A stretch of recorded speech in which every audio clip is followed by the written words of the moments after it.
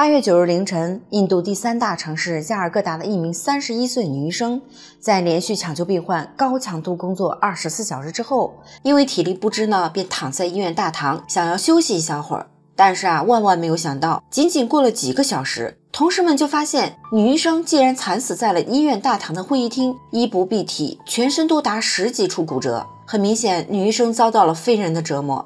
而且根据尸检报告显示呢，在女医生的遗体内还发现了高达150毫升的白色液体，相当于半瓶饮料的容量了。按照正常男性平均3到4毫升的排泄量来算，估计有超过40个男性施暴了这名救死扶伤的女医生。这种现象呢，可以说是印度 QJ 案中最恐怖的地方。一旦有人精虫上脑开了头，并且呢被路人看到了，那他们脑子里的第一反应不是制止或者报警，而是选择排队加入。这起极度恶劣的事件呢，引发了印度医务人员的大罢工。然而就在几十万人示威游行之际，紧接着又发生了一件震碎三观的案件。一个印度清洁工竟然在满是尸体的验尸房，想要对一名女子图谋不轨进行施暴。看来印度男子的阳气之盛就连阎王爷都压不住了。8月16日，在印度北方邦的密拉特市，又有一名20岁男子偷走了2岁女童，实施了惨无人道的 QJ。同样是8月16日同一个地方，还有一名11岁男子，这个时候呢已经不能说他是孩子了，这个家伙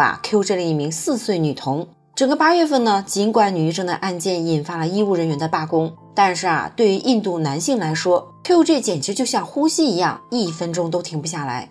并且他们在作案方式上每个人好像都有无穷的灵感和爆炸性的创新力。上面咱们列举的几个案件呢，性质虽然很恶劣，但是绝对算不上最恶劣的，还有更让人匪夷所思和令人作呕的，咱们放在后面讲。根据印度官方披露呢，只在2022年，印度就发生了31516起 QJ 案，相当于平均每天就会发生86起。关键是这还只是记录在案的。由于法律不健全和警方的不作为呢，超过90%的女性都选择了不报案，或者报案了也得不到受理。所以真实的数据呢，至少还得再乘以10倍。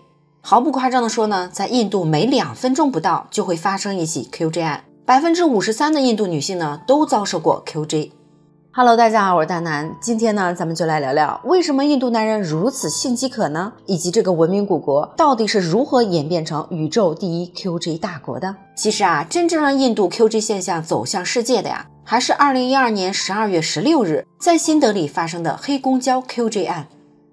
当夜就读于德里大学年仅23岁的女医生乔蒂，在和男朋友看完电影后准备乘车回家，时间呢也还不算太晚，8点30分左右。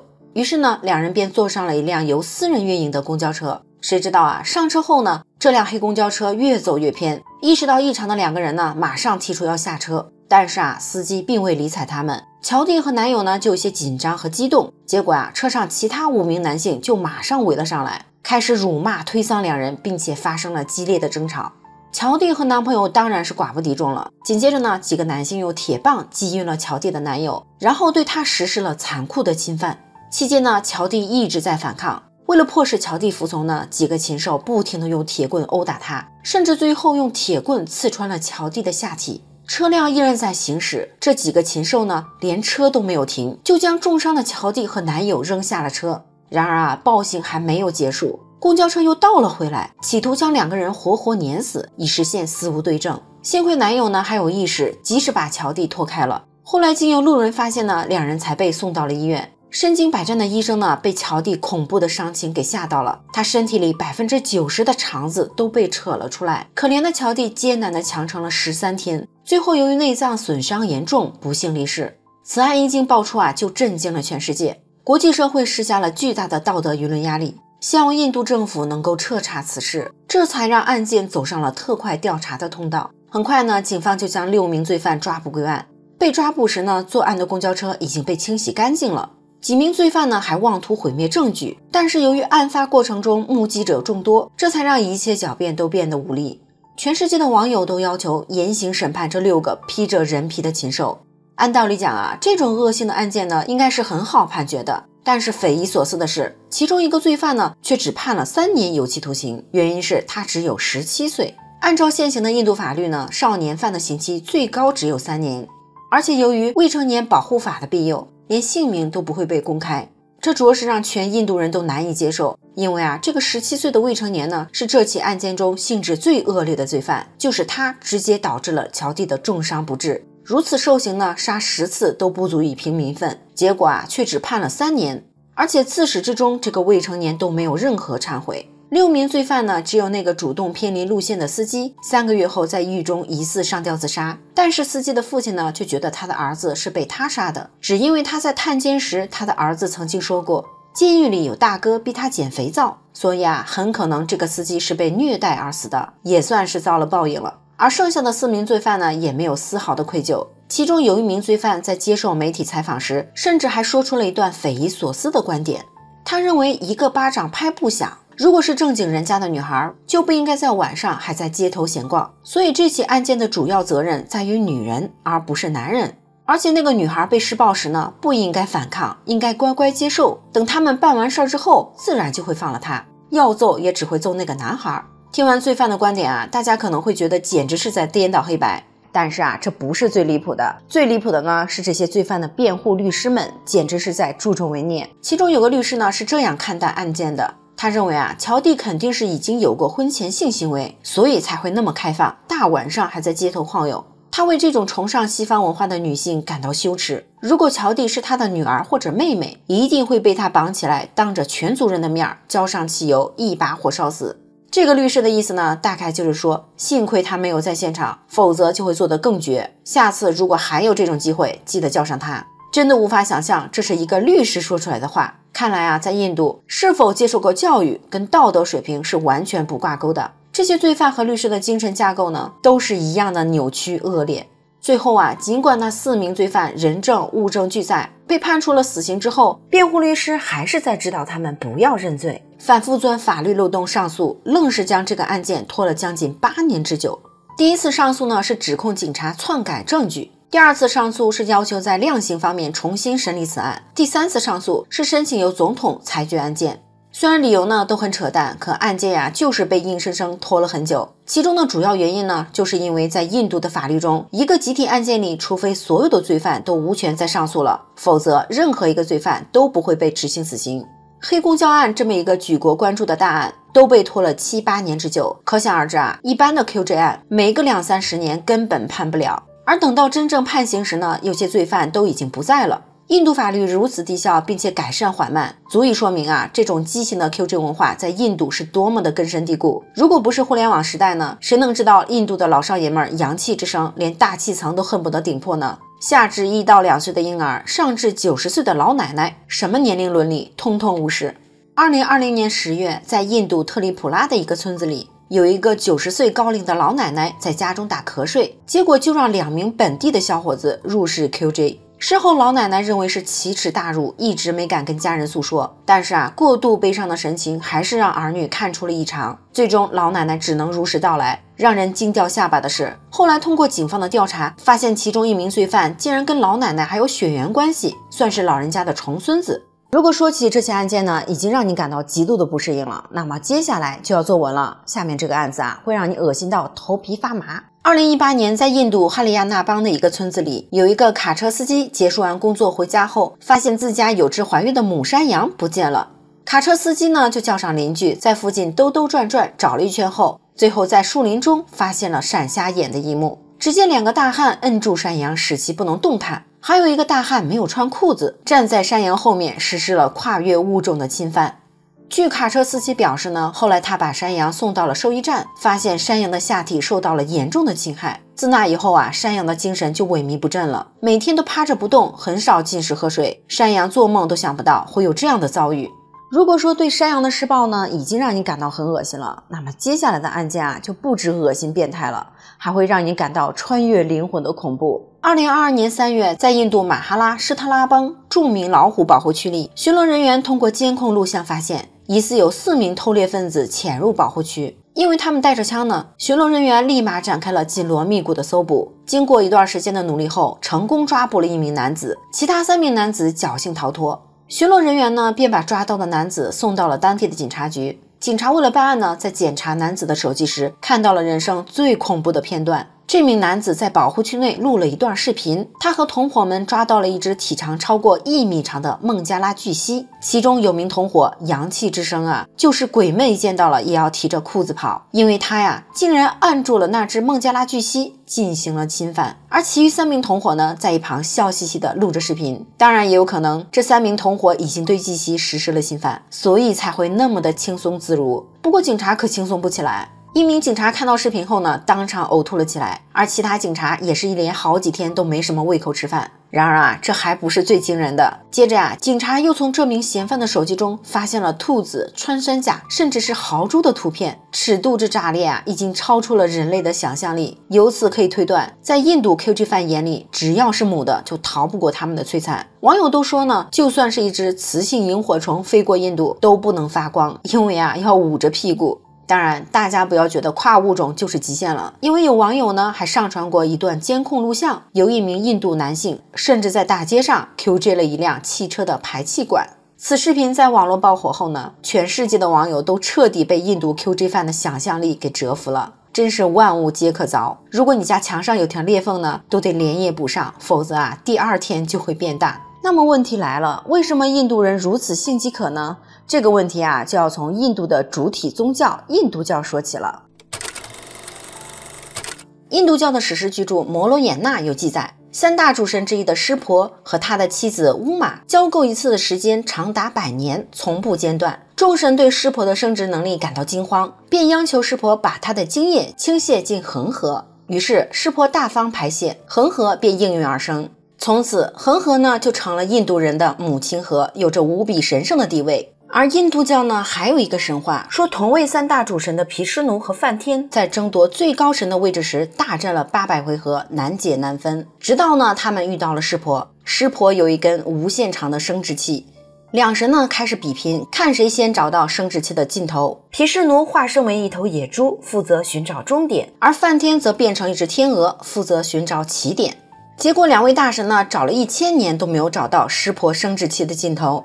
从这2个夸张的神话故事中呢，咱们基本就能知道印度人病态的生殖器崇拜到底是怎么来的了。印度人崇拜湿婆的生殖器，认为性的力量是世间最崇高的力量。印度人不仅认为自己就是一条生殖器，甚至认为啊，整个宇宙也是一条生殖器。所以啊，在印度教的神庙里呢，我们经常会发现神明的雕像普遍都暴露着生殖器，甚至还有各种描述性行为的雕像，人兽相交比比皆是，相当的辣眼睛。所以印度教奉行纵欲主义也就不奇怪了。他们认为呢，性是灵修的一种形式，也是走向永生的捷径。于是乎呢，为了更好的灵修，印度教的前身婆罗门教便发明了瑜伽。那为什么叫瑜伽呢？印度人呢把男人的生殖器叫做邻家，把女人的生殖器呢叫做鱼泥，邻家和鱼泥的交合便是瑜伽。瑜伽的主要功能呢，在当时啊，就是为了解锁千奇百怪的 XI 姿势，而最高超的瑜伽技巧掌握在印度的妙计们手里。她们呢是专供印度教僧侣淫乐而生的女性，印度人呢管她们叫做圣女。她们也自认为自己就是圣女，在古罗马呢也是如此，罗马城里的几十万妓女都认为自己是圣女。在古印度啊，只要是信徒舍得出钱，就可以和这些圣女们媾合，相当于就是合法卖淫了。什么信仰不信仰啊，说到底啊，也就是信仰。反正呢，让印度教病态的性文化教育了几千年后，印度人的脑回路呢就彻底钻进了缝里了。古罗马人的性思想是奸淫这个世界上所能看到的一切生物，但是和印度人相比啊，在淫乱程度上却是小巫见大巫。因为印度人呢，既要奸淫世界上存在的生物，还要奸淫世界上的不存在，比如靠想象出来的东西，这便是冥想的由来。而这呢，就是印度最具代表性的瑜伽和冥想。至于印度的女性们为什么地位那么低，其实啊，也和宗教神话有很大的关系。在17到19世纪时呢，印度非常流行女性自焚，他们认为只要把自己烧了，就会功德无量，来世有享不尽的荣华富贵。这个习俗啊，叫做萨蒂，意为贞洁的女人。有个神话故事说呢，萨蒂啊，其实就是印度教主掌婚姻幸福的女神。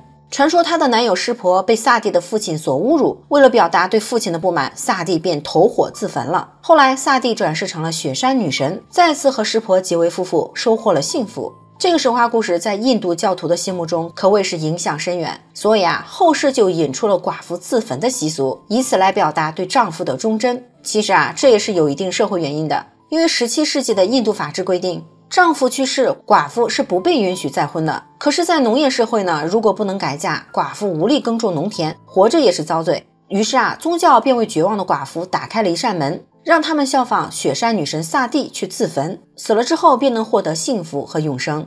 当然，有孕在身以及有孩子需要抚养的寡妇是不能自焚的，而且自焚需要批准，还要排队申请。一旦获得自焚批准的寡妇，那都是欢天喜地，亲戚朋友都会上门祝贺，因为这象征着贞洁和光荣。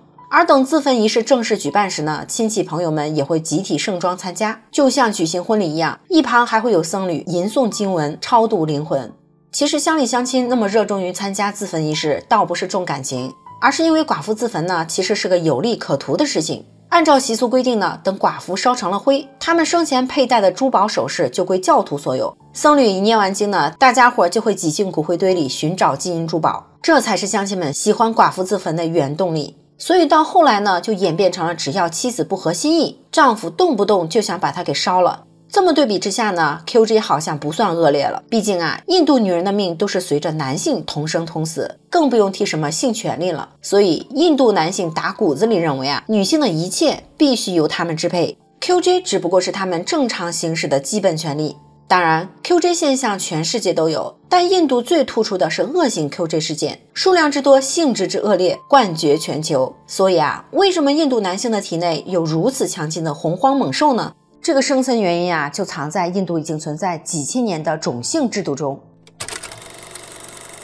种姓制度的形成呢，可以简单概括为统治需要。西元前2000年左右，白皮肤高鼻梁的雅利安人越过帕米尔高原占领了印度，但是呢，雅利安人很少，不便于管理人口规模庞大的原住民，所以便创建了等级森严的种姓制度，用来统治印度。高种姓第一党呢，叫做婆罗门，是宗教的神职人员，装神弄鬼就能享荣华富贵，由雅利安贵族世袭。高种姓第二党呢，叫做刹帝利，专门掌管军权，手里握着枪杆子，由雅利安人的武士后代世袭。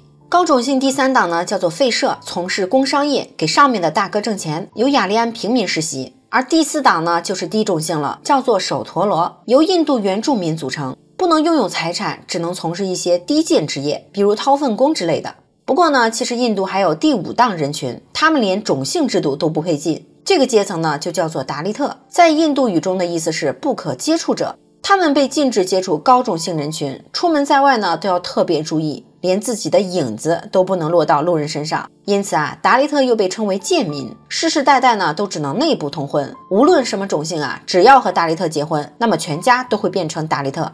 而前面几种大种姓呢，最开始也是不能通婚的。但随着印度南北统一之后，高低种姓都在一起生活，低种姓也渴望能有上升通道。于是为了维护社会稳定呢，统治者决定推行有限制条件的通婚制度。高种姓男娶低种姓女，等于全家升级高种姓；高种姓男娶低种姓女，等于全家升级高种姓；而低种姓男娶高种姓女，等于全家还是低种姓。所以这个变量呢，就在于是不是嫁给了高种姓男。因此呢，这就导致了高种姓的家庭宁可杀了女儿，也不可能让她嫁给低种姓男人。而低种姓的家庭呢，挤破头也要把女儿嫁给高种姓男人，哪怕对方是个弱智。但问题是高种姓男人数量有限呀，而且人家一般都是内部通婚，所以呢，通婚就变成了生意，价高者得。谁出得起天价嫁妆，高种姓男人呢就娶他的女儿。而且通常来说，女孩年纪越小，嫁妆呢就可以适当优惠；女孩年纪越大呢，嫁妆也会越来越高。一般女孩呢8岁就要准备嫁人，这时候呢，她们的月经都还没有来。超过12岁呢，贞操就比较难保持了。毕竟印度的 QG 率实在是太高了。那么没钱给女儿搞嫁妆怎么办呢？只要生了女儿就直接弄死。印度电影巨星阿米尔汗就曾经在一档节目中说，印度每年就有超过200万婴儿因为检测是女婴被强行流产，还有大量没有流产的女婴一出生就会被父亲淹死。在印度骂人最阴狠的话不是生儿子没屁眼，而是诅咒你生个女儿。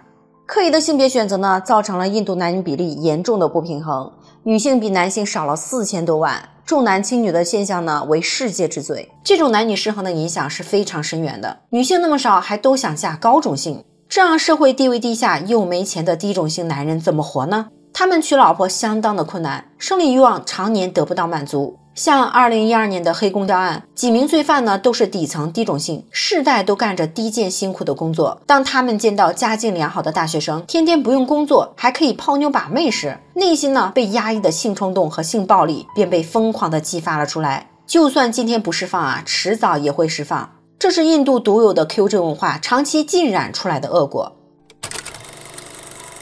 如果你是电影爱好者呢，一定知道这些知识点。不管印度拍什么电影，必有唱歌跳舞的元素。但其实啊，印度电影呢还有一个特色，那就是爱情片都是一个套路，一种模式。女主角开始看不上男主角，但是啊，男主角必定死缠烂打，各种不要脸的强行示爱，长期尾随。最终呢，本来不同意的女主也会被男主征服，感叹强扭的瓜还真甜。这跟印度现实社会中发生的 QJ 案其实已经无比的接近了，同样都是看见美女就死缠烂打。在电影中呢，如果不是导演让女主必须答应，恐怕下一秒就会升级为 QJ 案了。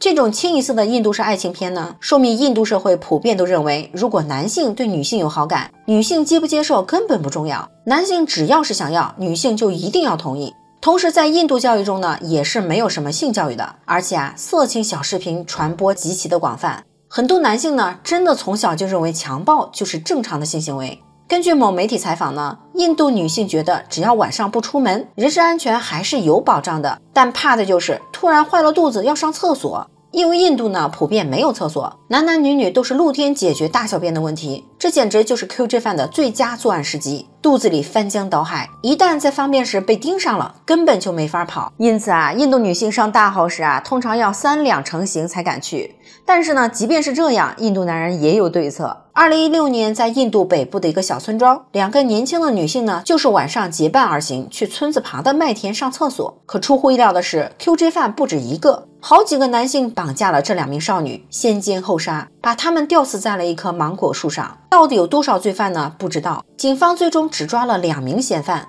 根据 WaterAid 2012年在印度进行一项调查显示，采访的10个妇女呢，有9个都表示在野外方便的时候遭遇过性骚扰。所以啊，女性游客呢，在印度一定要保守一些，因为只要暴露一点点雌性特征，就很容易激起印度男性的欲望。2024年3月1日，一个不懂印度国情的西班牙女网红在印度旅游时，由于打扮的比较性感，就惨遭7名印度男性的 QJ， 丈夫呢还被绑了起来，强制观看了整个过程。这个事情啊，在网络爆出之后，一个华人朋友也分享了自己在印度工作时差点被 QJ 的经历。他们当时呢去班加罗尔出差，记得那天团队里有位女同事为了抄近路，去一家猫头鹰推荐的餐厅，所以呢就没有走大路，进了小巷子。那个小巷子还不算很阴暗，就在主干道旁，还有路灯能够从入口照到巷尾。团队领导呢发现女同事进去之后，立马冲进巷子里拽回了女同事，一边冲着几个疑似尾随的印度小伙骂骂咧咧，一边让同事赶紧报警。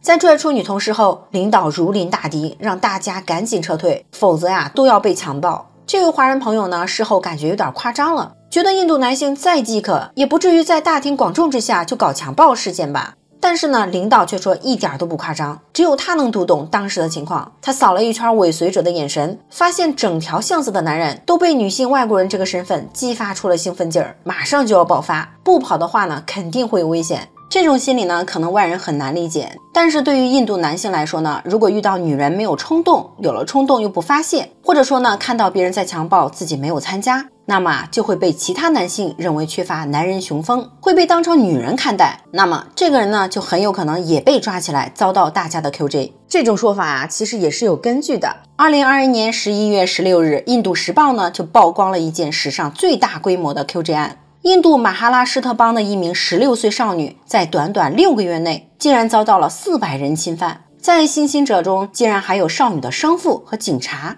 这个少女呢，还是个童婚受害者，13岁啊就被父亲嫁给了一个单身汉。嫁到夫家之后呢，丈夫家暴，公公 X 骚扰，少女呢不堪欺辱，便跑回了娘家。结果啊，不但没有受到父亲的庇佑，父亲还认为这是不守妇道，还借着酒劲呢把女儿给强暴了。少女只能又逃离了娘家，准备去城里打工谋生。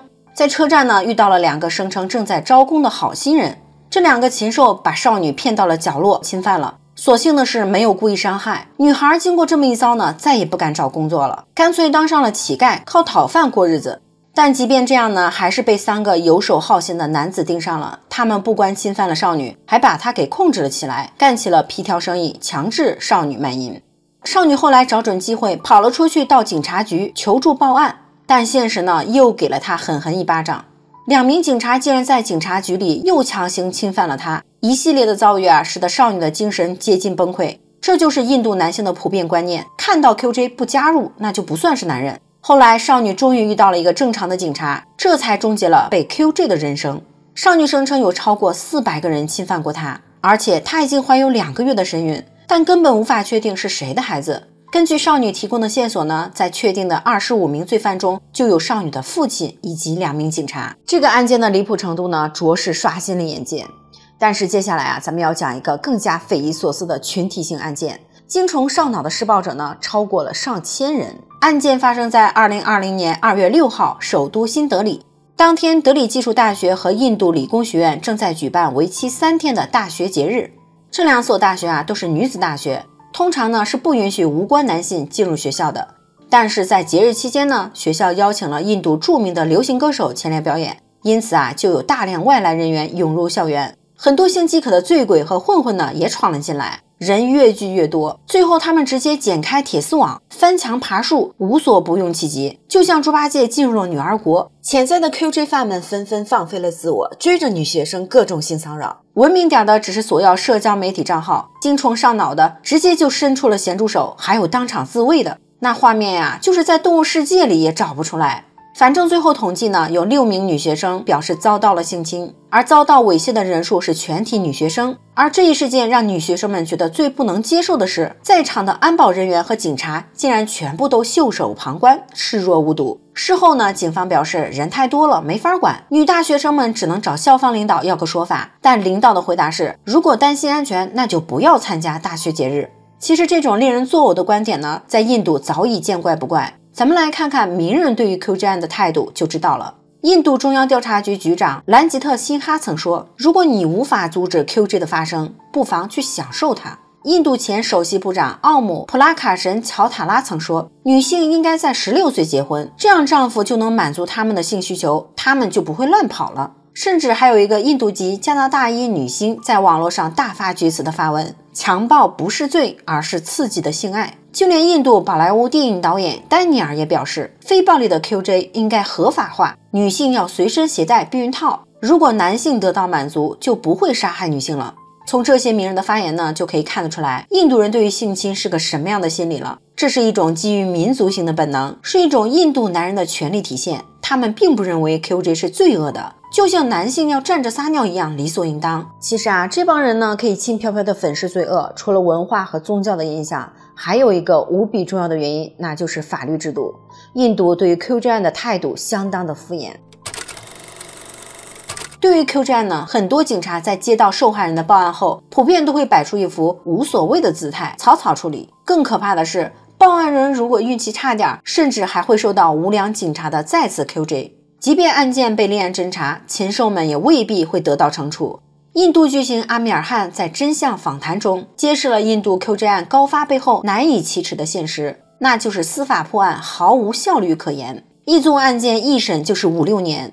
就算好不容易定罪判刑，这些罪犯呢也根本不用慌，因为单纯的 QJ 案在印度刑罚最多只有2-3年，作奸犯科者坐2年牢就出来了，甚至在服刑前呢还会威胁受害者，等我出来了继续 QJ 你。从2012年的黑公交案就可以看出，在政治确凿和社会舆论的双重压力下，犯罪分子依然苟活了8年，足以看出印度对于 QJ 案的判罚是多么的敷衍。而2024年8月的女医生奸杀案之所以会被重视，也是因为发生在大城市的加尔各答，受害者是身份敏感的医生。如果是农村妇女，这个案件不会掀起任何的风浪，因为这种事情太多了，媒体都懒得报道。只要没有闹出人命呢，这些罪犯最多花点小钱，就跟咱们在大街上吵架拌嘴一样，犯罪成本低到难以置信。在法律层面上呢，大大助长了印度这种罪恶之风。所以层层分析下来印度成为 QJ 之国的原因实在是太多了。近些年表面上是蓬勃发展，华商加深，但是盖不住内里的腐烂发臭。这的确变成了一种基于印度民族性的本能。如何让印度重新戴上文明的王冠，使女性真正享有一点人权，或许还有很长很长的路要走。